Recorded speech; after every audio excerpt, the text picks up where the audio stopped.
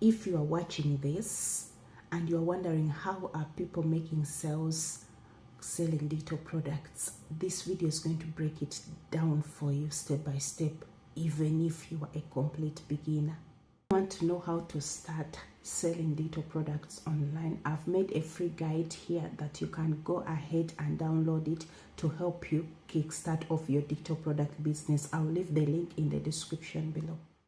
A lot of people think that digital products are oversaturated, but the truth is beginners like you are making a sale every day from their first digital product. The market is not the problem. It's not knowing where to start from. Step 1, choose one digital product. Yes, the biggest mistake that beginners make is choosing to create a lot of digital products at once. In 2026, simple digital products still work. You can start with products like planners, checklists, templates, short ebooks, or you can create kids activity pages. That still also works in this year 2026.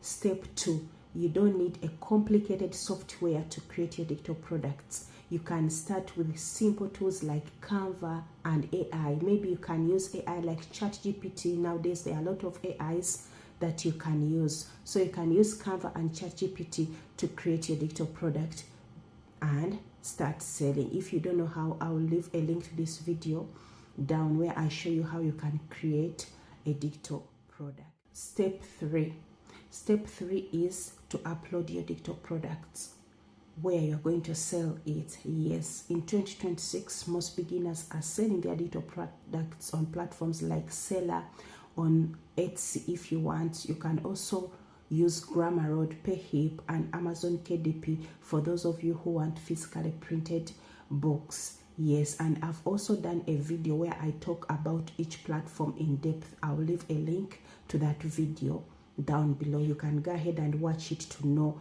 how each platform works. Yes. Step 4, how people are getting traffic. This is where most beginners get stuck. They think you need a lot of followers to get traffic. I'm going to tell you 2 platforms that you can use to drive traffic even as a complete beginner. The first platform is YouTube.